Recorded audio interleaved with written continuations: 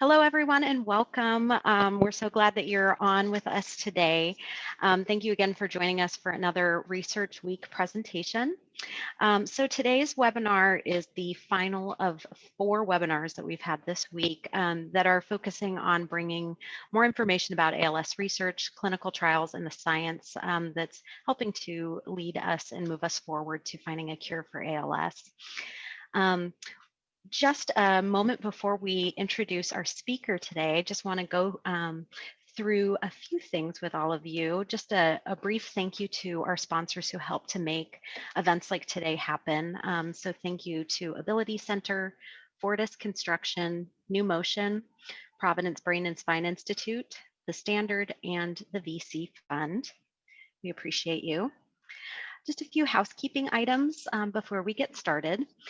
Today's webinar is scheduled for about 40 minutes with 20 minutes for questions and answers. We highly encourage anyone to ask questions of Dr. Paganoni in the Q&A box that's right down at the bottom of your screen. And today's presentation will be recorded for later viewing and will be available to all of you through your email. And we also include a post survey. So if you would be kind enough to fill that out, we'd love to get your feedback on how you've felt that the presentations went this week. And the moment we've all been waiting for, I'm really honored to introduce Dr. Sabrina Paganoni. Dr. Paganoni is a physician investigator at the Healey and AMG Center for ALS at Mass General, co-director of the Neurological Research Institute at the Massachusetts General Hospital, and assistant professor of physical medicine and rehabilitation at Harvard Medical School.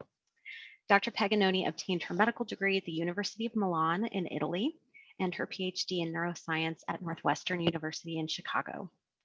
Dr. Paganoni is the co-principal investigator of the Healey ALS platform trial, which is the first platform trial for ALS in the world, as well as the principal investigator for the Centaur trial, which has recently shown some really promising results. Dr. Paganoni is really accomplished in the ALS research space, and we are just excited to have her join us today to talk more about her work and some of the exciting developments that we've had happen this year. So thank you, Dr. Paganoni, and welcome. If you'd like to unmute yourself, and I'll go ahead and share your slides. Thank you, and thank you for the kind invitation.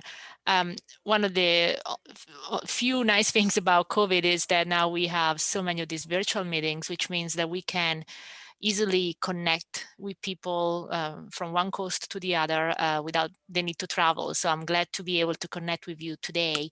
And that's also one of the reasons I really want to make this informal and interactive. I do have a slide deck, but I'm hoping that most of the time, we can really take questions live from the audience so that, I can hopefully answer some of the questions that are front and center for all the audience today. So I will do a brief overview of ALS clinical trials and then describe the Healey ALS platform trial, which recently launched and also will be recruiting in Oregon as well. And I will describe the results of the Centaur trial, and we did enroll in Oregon at the one hospital. So it's really great to think about how we're doing research collaboratively across the country. Next slide. Next. Oh, yeah, we can stay here. Before. There might be a lag. You have to go back. Just a moment. Yeah.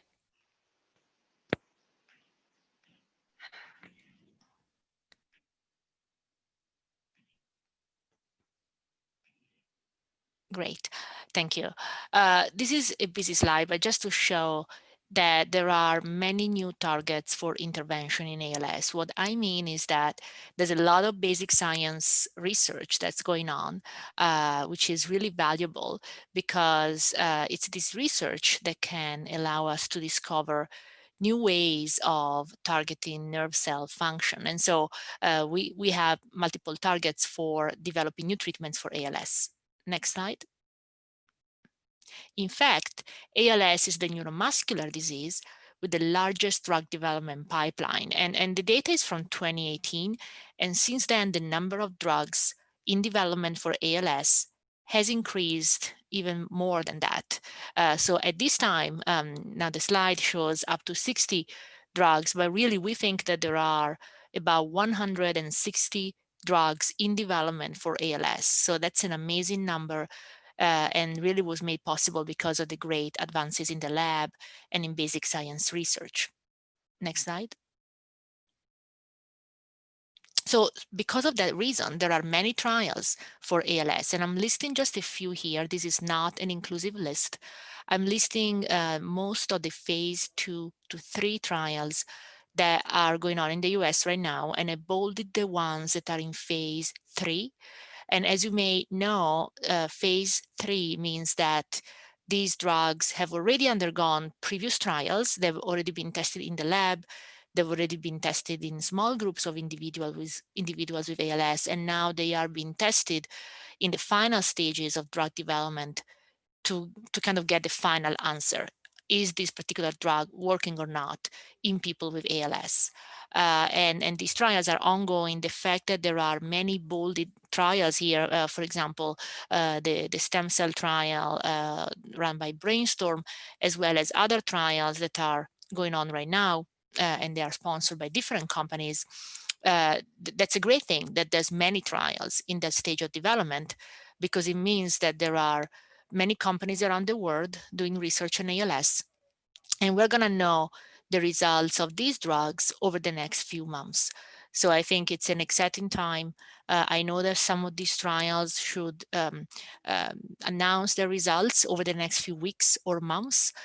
So it's very important to be connected with the research community, because we're going to have interesting results from these trials again in the near future. So that's good that we have so much research going on. Next slide. I'm not going to focus on those trials. I do want to focus on one trial that we are running that's called the Healey ALS platform trial. But again, I wanted to first make the premise that there are many other trials that are going on. And so it's good to connect with your research clinic and consider different trials that might be available for you. For the Healey ALS trial specifically, we will be recruiting in Oregon with Dr. Olney at Providence. And I don't think they're activated yet to enroll participants, but I expect they will be in the near future. So this trial is certainly coming close to you. We spent a considerable amount of time bringing together the entire ALS community to think about an innovative trial that could really innovate the development of drugs for ALS. Next slide. And so we really wanted, our goal was to accelerate the development of new treatments, because we know that time is of the essence for everyone with ALS. Next slide. And so we realized that traditionally we have been testing drugs using an inefficient model, which is testing one drug at a time. In order to do that, you have to build an entire infrastructure to test the one drug. And then at the end of the trial, you basically will just dismantle that infrastructure and move on to a different drug. And so that's not a very efficient system. So we learned from cancer that there's an alternative way of testing drugs called the platform approach. In cancer, what they've done with great success over the last 5 years or so is to build an open infrastructure that you build and create kind of as an optimized infrastructure at the beginning of the trial, and you keep it open long term. And you keep using and reusing the same infrastructure, the same platform to test multiple treatments. So that's a more efficient way of doing research, because you basically are sharing some resources and you're able to test more treatments sort of in parallel. And you can also continue to keep it open, to keep the infrastructure open, to continue to accommodate or add more treatments to be tested. And so that's exactly what we wanted to do. We knew it was successful in cancer, and we decided with the Healey Center that was started from a donation from Mr. Healey a couple of years ago, we decided to build the first platform trial for ALS in the world, and that's the one that we just launched in July, and again is enrolling in multiple centers in the US and is coming to Oregon very soon. Next slide. So essentially, this approach offers several benefits over traditional trials. The main benefit from a patient perspective is that there's less placebo and more options. And I want to explain what that means. So when you enroll in a platform trial, because the trial is testing multiple drugs in parallel, each participant will be randomly assigned to any of the available drugs that we call regimens. So regimen A is drug A, regimen B is a different drug. So each participant will only receive one drug at a time, but the entire infrastructure is testing multiple drugs in different groups of patients. So when the patient enrolls in the platform trial, they'll be assigned to any of the regimens that are active. Let's say that we have 3, A, B, and C. And so the participant will be assigned to any of those regimens. Then within that regimen, the participant will be assigned to either active or placebo. But as the graphic here shows, the chances of being on active are greater than the chances of being on placebo. Essentially, for every 4 people that enter a regimen, 3 will go on active and only 1 on placebo. And that's true for all the regimens. So essentially, instead of having a 50-50 chance of being on active or placebo, the chances are more, are in favor of active, more active and less placebo. And then because we're using this shared infrastructure and a common protocol, we can share data from people who took placebo as part of different regimens. So in the end, we are comparing each individual drug, let's say the orange one, against a shared placebo bank, against a large enough placebo group that we can make meaningful conclusions about that one drug. So we compare the orange against the shared placebo, then we compare the green against the shared placebo, and so forth. And this is something that would not be possible if we were not working together. In other words, if every trial was done independently, we couldn't do this. And we can actually share placebo because we are operating within the same infrastructure. Next slide. So we worked with patients, investigators, industry, the FDA, and clinics to be able to set this up for success from the beginning. So it's really been a great collaborative adventure, really, over the last couple of years to set this up in a way that would be of interest to patients. We have a fantastic patient advisory committee of people that are active in advocacy from different groups, and they have been contributing substantially to this program, and they continue to provide great ideas for how to make the trial more accessible and more patient-centered. Next slide. So for every regimen or for every drug, we are enrolling 160 participants. So in other words, every drug is tested in a group of 160 people. And because the randomization is 3-to-1, that means that within each group, we're going to have 120 participants on active and 40 on placebo. But again, then the data from the placebo groups will be shared. Next slide. So these are the key inclusion criteria. This is our target population, which is going to be the same for all regimens. These criteria are publicly available on our website. And essentially somebody needs to have a diagnosis of ALS, of course. There are some cutoffs in terms of time since onset of weakness, which is less than 3 years, and slow vital capacity that has to be at least 50%, and people need to be able to swallow. There's no restrictions in terms of riluzole or edaravone other than people need to be on a stable dose or decide not to take them.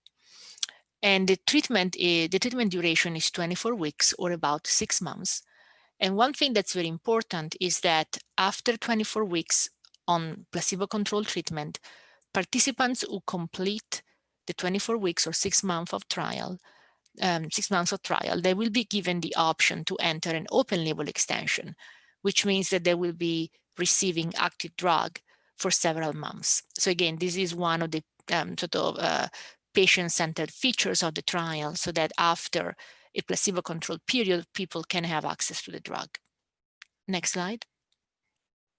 This is what we're going to measure in the trial. I don't want to go too much into the details, but essentially we're testing the actual efficacy of the drug, meaning can it slow disease severity, can it lower mortality, can it make respiratory function and muscle strength better, in addition to a number of other outcomes. So if a drug were to show a very positive effect on these endpoints, that would actually serve as the basis of the registration of a new drug if the results are positive, because we're actually measuring clinically significant changes and actual impact on disease progression. And this is important to emphasize that this is not an early stage trial. This is a late stage trial in the phase 2 to 3 area. And as I said earlier, this means that the drugs that have been selected to enter into the platform trial are drugs that have robust science and have undergone previous small trials, so that now we are ready to test if they can change disease progression for ALS. Next slide. As part of our program, we are also collecting a number of biosamples to measure some exploratory outcomes. So we're collecting DNA, we're collecting plasma, serum, urine, CSF on an optional basis. And so, so essentially we're collecting a bunch of biosamples to make sure that we can also leverage the trial as an opportunity to learn more about ALS. We all recognize that we need to know more about ALS in order to be able to fight it most effectively. And so this trial, in addition to testing drugs, will also be a source of data, knowledge, samples that will be shared with the academic community, so that the academic community can learn from it and design better trials in the future or develop new programs for ALS. We're also leveraging new technologies, including smartphone applications. We are measuring speech by having the participants record their speech on their phone. So again, we're trying to develop new tools to measure and fight ALS alongside all the drugs that we are testing, because we think that's also a very important goal of the program. Next slide. And these are the drugs that are available right now. We started with regimens A, B, and C. Zilucoplan, verdiperstat, and CNM-Au8. Those are the first 3 drugs that we started with in July, and we just added regimen D, or pridopidine. So we just added a 4th drug. We should be able to start enrolling for the 4th drug anytime now over the next few days. All these treatments were selected by ALS scientists and experts based on a competitive process, and we are already in discussions with more companies for 2021. Next slide. So this is just a link to our website, and I know this will be recorded and posted. So if you can go back to this, you'll see our website, and you can always refer to that for a lot of information, including inclusion, exclusion criteria, information about the trial, information about the drugs, information about the sites that are enrolling. We selected 54 sites to participate. 29 of those are actively enrolling right now, but we are in the process of activating the other ones very soon, including the one in Oregon. So again, while we only have 29 so far, we are, again, we're activating all of the other ones. As you know, different parts of the country have had sort of a different kind of disruption to their normal workflow based on COVID. And so that's why for some sites, it's taking a little bit longer to come online, but we expect them, the other sites to activate very soon. Next slide. If you have any questions, in addition to obviously writing questions now in the chat, you can always call our patient navigator. That's a central resource. That's a phone number there and an email that will be answered by Catherine and Allison. Because we're working remotely, actually the phone, they don't answer it live. You have to leave a message and then they'll call you back. But the email, obviously they are always on email remotely. So either way, they will return your messages. So if you have any additional questions about the trial, you can always call them. Next slide. And these are other resources. We have a newsletter. You can sign up for it. It's free on our website. We have weekly webinars. In fact, I have a webinar. Our weekly webinar is always on Thursday afternoons. So a little later today, we have our weekly webinar where we take live questions from the patient community about the platform trial. So you can sign up, and the recordings and the slides are posted on our website. Next slide. Now I want to switch gears and talk about a different trial. that was completed over the last few months and led to promising news for the ALS community. I'm talking about the Centaur Trial. You may have seen it in previous webinars, and really it's been a great pleasure to work on this trial in collaboration with so many colleagues from the NEALS consortium. We enrolled in Oregon as well at OHSU, and it's really been great to enroll participants really across the country in collaborations with colleagues from the consortium. And the NEALS consortium is a consortium of trial sites and centers of care for ALS that specialize in research. We designed the trial and managed the trial from the Massachusetts General Hospital in collaboration with Helix and the Neurological Institute, and we've also received generous support from the ALS Association and ALS Finding a Cure, in addition to obviously funding from the study sponsor Helix Pharmaceuticals. Next slide. So in this trial, we tested a drug called amex-35, which is a combination of two compounds. They're called PB and Terso, respectively. These two compounds target different cell components to keep the nerve cells functioning properly, and individually, they've shown to be beneficial in the lab. And then Helix Pharmaceuticals combine them, and the combined formulation, which is known as amex-35, was found to be even more effective than each individual component in isolation to fight ALS. And so because of their findings, we were excited to partner with them to test the combination of the two compounds called amex-35 in people with ALS. And that's what we did in the Centaur trial. Next slide. So the name Centaur is an acronym, comes from the combination of phenylbutyrate, PB, and ursodiol, or Terso. The trial ended at the end of 2019, and we recently reported the results of the trial in two papers. One was published in the New England Journal of Medicine in September, and the other was published in October in the journal Muscle and Nerve. They report two separate outcomes from the trial. One is about physical function and the other one is about survival. And essentially the bottom line is that we saw beneficial effects of amex-35 on both function and survival in people with ALS. I'm going to summarize the findings now. If you want more information, please know that I gave previous webinars that are freely available on the NEALS website. You have the link on the slide with more details about each paper. Next slide. So the Centaur trial was made possible thanks to the generous contributions of 137 people with ALS. We enrolled in the study at an average age of 57, and they were about 1 year since their first ALS symptom and about 6 months since the diagnosis. A quarter of them had bulbar onset, which means difficulties with speech and swallowing. And the vast majority of participants were already taking riluzole, edaravone, or both. So the results of the trial that I'm going to show over the next few minutes are not compared to standard of care. They are on top of standard of care because the vast majority of participants was already receiving these medications. Next slide. So in the study, we wanted to test the effect of amex-35 on physical function. We measured that over a 6-month period. We also wanted to test the effect of amex-35 on survival, long-term, up to 3 years.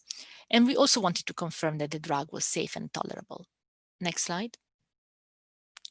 So in order to do that, we randomized 137 participants 2 to 1. That means that the active group, or the people who received amex-35, was twice as big as the placebo group. Specifically, we enrolled 89 people who received amex-35 from the beginning and 48 people who started out on placebo. The randomized period was the period when we measured function, and it lasted 6 months. Then at the end of those 6 months, we gave people the option to enter an open label extension, which means that the people who wanted could receive active drug or amex-35 long-term. And the vast majority of people who completed the randomized period of the study, in fact, did opt in. And so 92% of participants in Centaur decided to continue in the open label extension. If you can click one more. I just wanted to highlight that we're going to start by sharing briefly the results of the randomized period, and then I'll share the results of the survival analysis. Next slide. First of all, before I share how we measure physical function and what the results were, I wanted to briefly review how, in general, we measure physical function in ALS, which is what we used in the trial. We use an instrument called the ALS FRSR. You may be familiar with this because it's possible that in the clinic you may have seen this questionnaire, and you may be asked several questions. It's a series of 12 questions that are aimed at assessing independence with several activities such as speech, swallowing, handwriting, walking, climbing stairs, etc. Each question is assigned a score on a scale from 0 to 4, where 4 means normal function. And so the maximum score of the total ALS FRSR score ranges from 0 to 48, where 48 is the maximum score and means normal function. Next slide. So the effect of AMX35 on physical function over a 6-month period was that people who received AMX35 did better, in the sense that their final ALS-FRSR score after 6 months in the trial was 2.32 points higher than people who received placebo. And so keep in mind that on the scale, even a 1-point change or a 2-point change can make a difference in people's activities of daily living, because again, the questionnaire does measure clinically meaningful activities for patients, such as the ability to swallow or not, for example. Next slide. Now, the newest data is about what happened to these participants when we follow them up long-term for up to 3 years. So essentially, the results I showed earlier, the 2.32 point difference, was over the randomized period, which only lasted 6 months. And then because we saw positive results, we wanted to know what happened to all the 137 participants who entered the study in 2017, 2018, and we checked everyone's survival on July 20, 2020. That means up to 3 years after they initially entered the study. Next slide.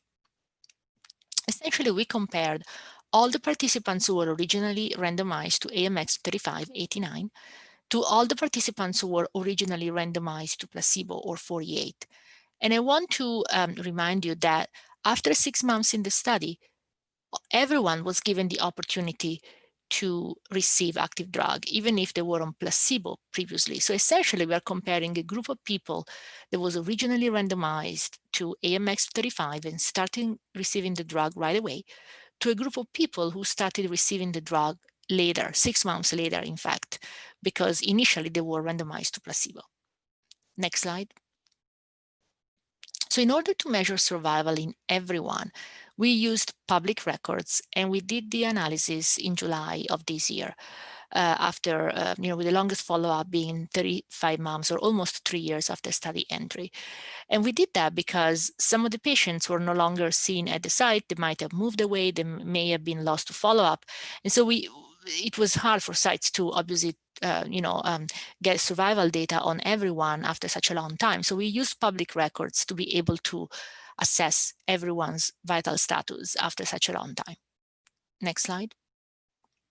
What we saw was that the group labeled in red, that's the group originally randomized to AMX35, lived longer than people originally randomized to placebo. And the difference specifically was 6.5 months. Now, I do want to emphasize that this difference is probably underestimated, because as part of the patient-centered design, we allowed people to receive active drug after 6 months of the placebo-controlled trial. So even the people who were randomized to placebo at some point did receive drug, but they started 6 months later compared to the people who were originally randomized to AMX35 and started on active drug right away. If you can click one more time.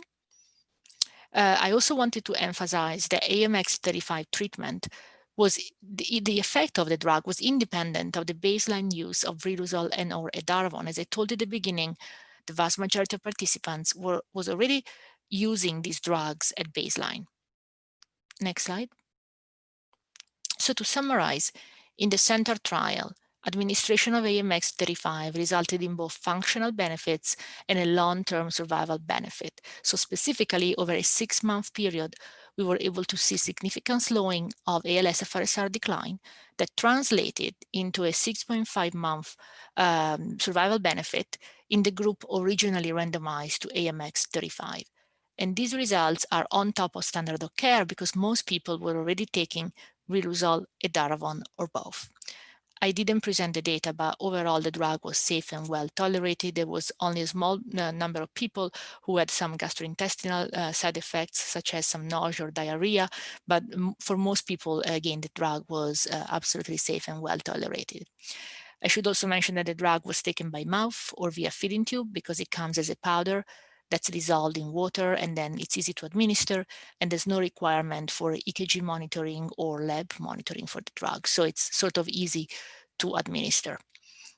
That was all I had for the slide deck, and I'm glad that we have some time for questions. So feel free to type any questions you might have, and I'll be happy to answer them. Thank you so much, Dr. Paganoni. That was really fascinating. And I think with the results having come out, earlier this year, there's been, it's just really exciting to see how this is moving forward. I do have a question about the drug itself and the compound. I'm just curious if you could talk a little bit about the why we think this works, and maybe where the idea came from to put these two drugs together. Yeah, no, that's a great question. Actually, the idea came from Amex Pharmaceuticals, and you may have read in some of the publications that the founders were still in college by the time they decided to combine the two drugs. And so they saw that these two drugs were having an effect on different molecular mechanisms of ALS. So they were basically targeting two of the known problems that happen in the cell when someone has ALS. And they thought that by combining both, they would be more effective than just using one at a time. And so so after they graduated from college, they actually contacted Dr. Rudy Tanzi at the Massachusetts General Hospital, who is an expert in Alzheimer's disease. And so they wanted to test the drug in his lab. And so when they did that, they saw that the drug was remarkably effective, again, the combination.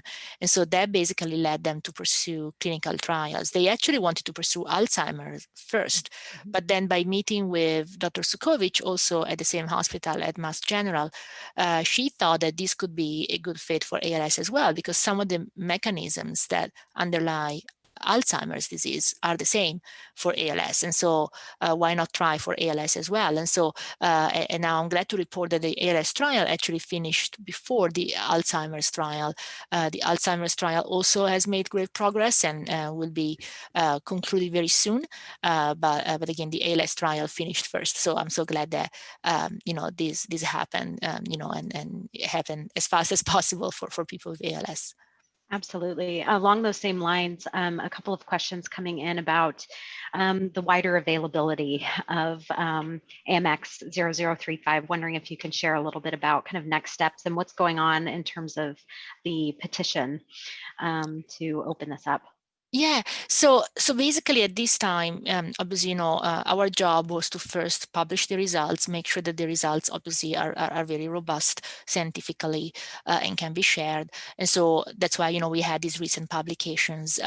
And then now the company is working with regulatory bodies around the world. So that means the FDA in the US, but also other groups that are the counterparts, Health Canada in Canada, the European Medicines Agency in Europe, etc. And so the outcome of those conversations will determine, if a new trial is needed or if the drug will be available by prescription. I wish I could share a more detailed timeline, but unfortunately this is the subject of active discussions as we speak, and so I really don't know the outcome of those discussions. I mean, nobody knows, right? They're still ongoing, and hopefully there will be a kind of a positive outcome. It's possible that a new trial may be required, or that maybe there might be some expanded access programs. Again, all options are on the table. I really don't know yet. Yeah, thank you for that. And you know, I'll mention that it was brought up yesterday in talking about this that that the ALS Association has put out a petition to support and look for support from the FDA to approve this medication more widely to people living with ALS. Do you or Amex have kind of a stance or uh, in terms of supporting that petition, or what are your thoughts about that? Yeah, I mean, I think that that's a thoughtful petition that the ALS Association put out, from the ALS community to share the community perspective. I think it's helpful so that, obviously the FDA knows what sort of what's on everyone's mind in terms of people who are in the ALS community. So I think, it's, I'm glad that they're pursuing that. Again, I'm not directly involved, but I really hope that, together we can find a solution for everyone. Yeah, yeah, I appreciate that. And there's been a couple of other questions about Amylyx, and then there's a few about the Healey trial, which we might jump to next. But this is a very interesting question. So this is coming from one of the ALS clinicians. States many patients are asking for amex 0035 right now. I understand that PB may be available through compounding pharmacies, but it is prohibitively expensive. Um, Whereas Terso is available through supplement stores or to purchase online. Is the form of Terso available over the counter the same pharmacologically as the compound that's used in the trial? Yeah, that's a great question. So Terso or TADCA, and we can use those interchangeably here. It's just a nomenclature. There is an official agency that basically defines a nomenclature, and so it might be known as either TADCA or Terso. So technically speaking, it's the same compound. Now, practically speaking, as you know, the supplement industry is now regulated, and so really, it's more like vitamins and things like that you buy. That they're not pharmaceutical grade products. So I cannot comment on the products that are available at, retail stores or online. The results I showed are based on the co-formulated compound that's pharmaceutical grade. So again, everything else, obviously, might or might not be effective. I do not know, because obviously it's not the exact same compound. Yeah, thank you. So jumping over to the platform trial, a few questions about that. So a thoughtful question for people that might be enrolled in the platform trial, will those individuals be unable to take advantage of some of the FDA approved medications that might be coming out at some point in time, amex 0035, for instance, or Neurone, as kind of time progresses? What are your thoughts about that? Yeah, so what we, our principle is that drugs that are FDA approved will be allowed in the trial when they are FDA approved. So right now, for example, amex 35 or Neuron, if somebody is taking them right now, those are exclusionary because they are considered investigational products or experimental agents. Now, if somebody took them in the past and then washes out, that would be fine.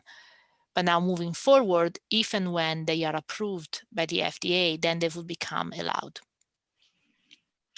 Another question about the Healey trial, and you touched on some of this at kind of the beginning of the presentation, but I'm wondering if you can talk a little bit about the platform being ongoing, or will there be an endpoint? And are there just endpoints for individual drug testing, or are we looking further down the line?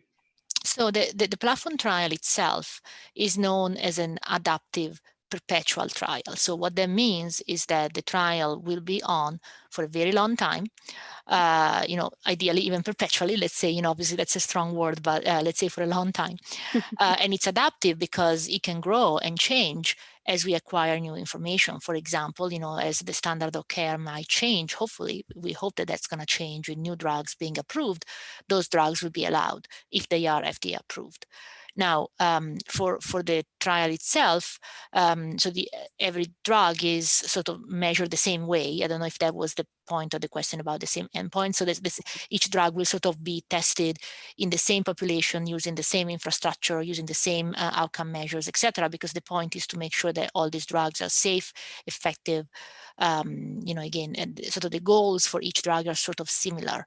Now, in the future, should we see that, one of them is effective, again, if one of the drugs tested in the platform trial becomes FDA approved, then the same principle would apply, that then future arms will include that as standard of care. Okay. Okay, and I think maybe along those same lines, is there a plan if we see positive effects from, one or more of those drugs? Is there a plan to combine any of those drugs to see if those combinations have more pronounced effects or more impact? Yeah, absolutely. So in cancer, actually, the platform trials are also, they've been used for a longer time. So I guess that they are already at the next stage because they've been in use for a long time. And so they've actually been used even to test combinations of treatments. Now for ALS, because this is the first platform trial in the world, so that we are starting with each regimen, kind of as a separate entity now.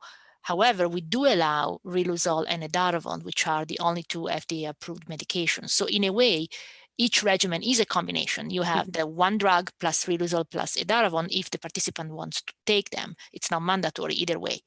Then should any of these drugs, again, become, be tested and be known to be effective and become FDA approved, then they will be the new standard of care. So people could take, riluzole, edaravone, and this new drug, and then on top of that, check and, test a new drug. So that will be a combination of 4 instead of 3. Yeah, that's a really interesting point, and kind of a question from myself. I think as we've heard from many of the researchers and folks on calls this week, there's a lot of conversation about will there be, and of course this is just your own thoughts, not necessarily based in what we really know, but will there be one? Do you believe that there will be one cure for ALS, or do you think that there will be multiple? Yeah, I think it's more likely that we're looking than not, then we're looking at a combination treatment. If you think about it, ALS is a complex disease. There are many genetic causes, many environmental causes that we don't even know about. Many, there's still so much that we don't know about. And for many complex diseases, think about cancer itself, or HIV, or other drugs, even or other diseases, even heart disease. Those complex diseases do require multiple treatments. So if you know anyone with cancer, they're often on a cocktail of chemotherapy. If you know anyone with HIV, there's a cocktail of treatments. Same goes with heart disease, because we need to take care of different kind of mechanisms that are all going on at the same time. So I think that for ALS, it's going to end up being the same thing. Now, it could be that, if a truly transformative drug gets approved that can completely stop or reverse the disease, then obviously that would take precedence, right? But at this stage, I think the vast majority of drugs are designed to slow down the disease, and we hope that the combination of them will slow it down to a level that's really can be really appreciated by the patient taking the combination. So I think we're looking at a combination. Obviously, it's still possible that there might be a blockbuster drug that comes around and reverses the disease, but I think that, again, for complex diseases, it's reasonable to think it's going to be a combination of treatments. Yeah, well, and that makes such perfect sense with the Healey platform trial and kind of the exciting opportunities we have to look ahead and see how those drugs are combined and working together. Yeah, and that's why we have to test many, right? We cannot just focus on one thing, because we need to sort of develop a portfolio of drugs that can be taken in combination. As you know, let's say that 5 years from now, I think maybe there'll be 15 drugs, right? And maybe not everyone will be on the exact same combination, because maybe there's some, genetic mutations that are better with a specific drug than others. There might be contraindications with other medications that one takes. So I think we're looking at, like MS now, where there's, in multiple sclerosis, there was only 1 or 2 drugs, even, just 20 years ago. And now there's a bunch of drugs, right? And people choose to combine them in different ways and different orders, depending on the type of MS and their particular situation. So I think that's what's going to happen for ALS as well. Yeah. One other question that just came in about the Centaur trial. Just curious, how do you see the results from the phase 2 trial comparing with the original results that came out for edaravone or Radicava? Yeah, so So the trial was not designed as a head-to-head comparison to edaravone, because keep in mind that in our trial, people were already taking edaravone. So we are not comparing the drug to edaravone. We are, this is a population that was already receiving edaravone and riluzole. So it's very hard to compare. Again, I think it's basically impossible to compare. In addition to that, there's differences in population, in analysis methods. So I think it's not, it's not possible to do that kind of one-to-one comparison. What I could say is that for both drugs, the intent, again, is to slow down the disease. Neither one of them can completely stop it or reverse it. But again, we know now that they can be safely combined and that the addition of amex 35 provides additional benefit. And one other just a comment that came in asking for you to possibly just go through the two different medications one more time, the names of the medications that are combined for amex. Yeah, and I don't know if you want to pull up the slide that's easier maybe to see the spelling. Which slide it would be here. We can get it would be one of the last ones. So it's PB or phenylbutyrate and Terso. That's also known as TATCA, but I know it's hard to. Let's see. In the third slide of the center part, if you could pull it up. Share my screen, and we will also be sharing the recorded video later as well, so there will be access to this information again as well. Yeah, if you go up, maybe slide 19. There we go. Yeah, so PB really stands for sodium phenylbutyrate, and you have the spelling there. And Terso stands for terursodiol. Now, the only thing, the difficulty in the nomenclature here is that Terso, T-U-R-S-O, is also known as TADCA, T-U-D as in David, C as in Charles, A as in Apple. So again, the two are basically the same, with the caveat that amex 35 is this specific combination and co-formulation that was optimized with a series of features, and that's pharmaceutical grade. So again, the products online might not have the same exact profile, but those are the names. Thank you for that. So just in terms of time, I just have one more kind of final question. And that is really, you've been in the research space for a long time, and of course, we so appreciate you sharing all of this information and some of the exciting things ahead. I'm just curious if you could share a little bit about how you've seen kind of the ALS research space change over time, and what kind of gives you hope and excites you moving forward? Yeah, no, that's a great question. I think it's like remarkably different, from just a few years ago. It used to be, even just before the Ice Bucket Challenge, still an unknown disease a little bit. The Ice Bucket Challenge was in 2014, I believe. And I still remember, I just graduated, I started working on ALS, and at times people would ask me, what is it? I had never heard of it. And then after that, there's really been an explosion of interest, in addition to more funding, which is very important, because with that comes sort of the fact that we have more people going into the disease. So more medical students, biology students, and researchers, and everyone, kind of there's momentum that people want to know about it. The conferences have become bigger. Every year we have more people who sign up, who register.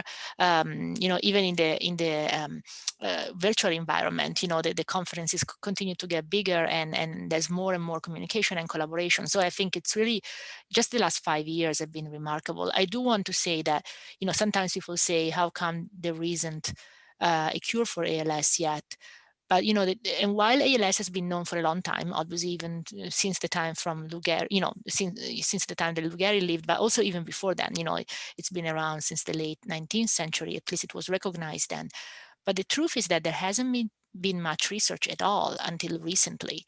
So I think that what's remarkable is the recent pace of discovery that has dramatically accelerated, certainly over the last 5 years or so. And so I think that's, it's not like, sure, there's no cure, but there was no research either before, in the 80s or so. So it's really more recent. I would say research for ALS started maybe in the 90s, but even then it was like kind of, one researcher here and one researcher there, and now it's really more organized. It has really exploded. So I think that's why I think there's going to be many more new discoveries over the next few years.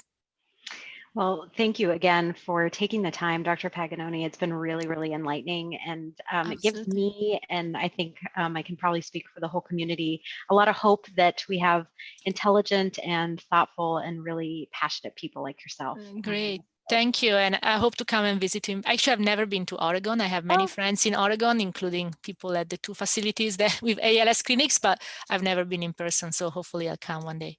We would love to host you. Okay. That would be terrific. Thank you. All right. Well, thank you everybody so much for tuning in today. And again, this recorded video will be available for you all later on, and happy to share any resources with any of you following up.